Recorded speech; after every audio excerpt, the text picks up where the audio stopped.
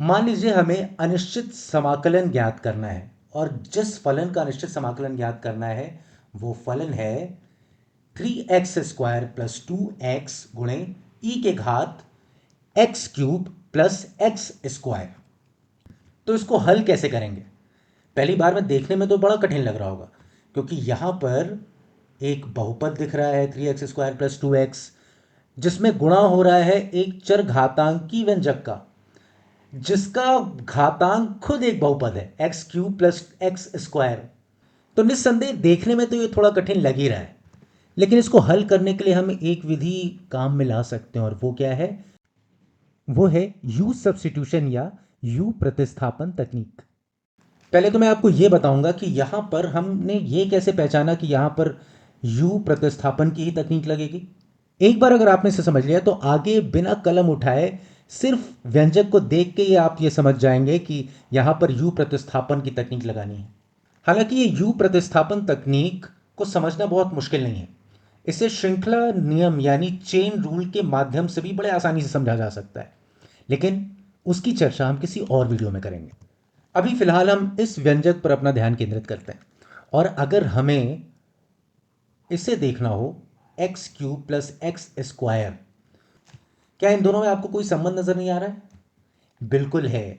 अगर हम x cube या एक्स के घात 3 धन एक्स के वर्ग का अवकलज निकालें तो उसका मान कितना आ जाएगा? उसका मान आ जाएगा 3x² प्लस 2x। अगर एक्स क्यूब का अवकलज निकालें तो उसका मान कितना होगा? 3x²। और एक्स स्क्वायर का अवकलज निकालें तो उसका मान कितना होगा? 2x। तो हो गया ना ये इसका अवकलज। और जैसे ही व्यंजक में आपको ये रूप दिखे, आप समझ लीजिए कि अगर आपने यू प्रतिस्थापन तकनीक लगाई तो आपका काम आसान हो जाएगा। यानी अगर हमें एक ऐसा व्यंजक मिलता है जहां घात के रूप में जो व्यंजक है उसके अवकलज का गुणा उस व्यंजक में हो रहा हो, तो वहां हम लगा देंगे यू प्रतिस्थापन तकनीक। ऐसी स्थिति में हम इस व्यंजक यानी x cube plus x square का मान यहां पर ले लेंगे यू के बराबर। ऐसा इसलिए किया क्योंकि इस व्यंजक को फिर सरल रूप में लिखना आसान हो जाएगा। अब अगर हम x के सापेक्ष इस u का अवकलज निकालें तो उसका मान कितना हो जाएगा? उसका मान हो जाएगा 3x² प्लस 2x।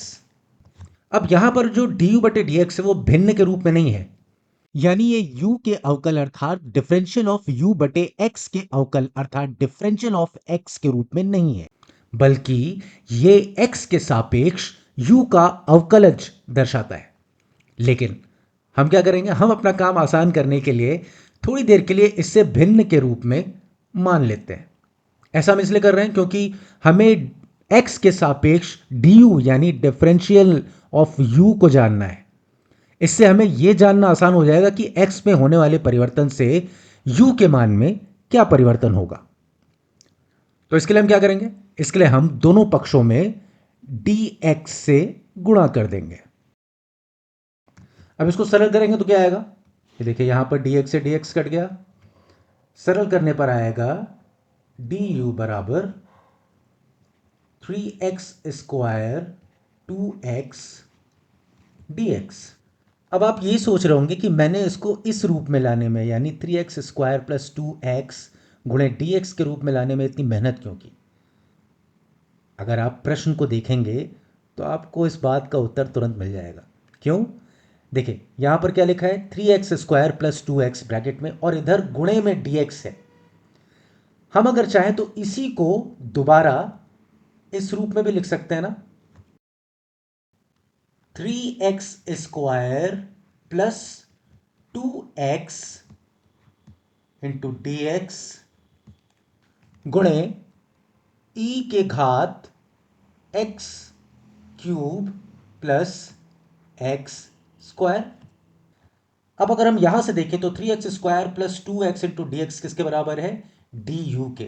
तो इसको हम इस पूरे व्यंजक को हम लिख सकते हैं du। और अगर हम e के घात x cube plus x square को देखें तो यहां पर हमने क्या लिया था? u बराबर x cube plus x square. तो यहां पर हम x cube plus x square को किस रूप में लिख सकते हैं? u के रूप में। अब इस पूरे व्यंजक को सरल करके हम कैसे लिख सकते हैं? हम इसे लिख सकते हैं कुछ इस तरह से, डी यू इंटू ई के घात u। लेकिन अगर इसे मानक रूप में लिखना हो तो कैसे लिखेंगे? इसे लिखेंगे e के घात u डी यू।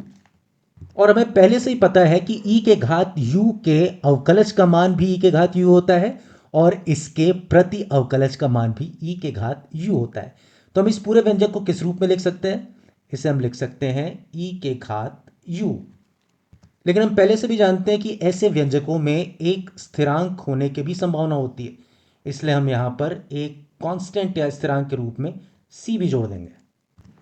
अब हमें पता है कि u का मान क्या है। यहां पर u का मान है x cube plus x square, और इसी u के मान को हम इस व्यंजक में भी रख देंगे तो क्या हो जाएगा?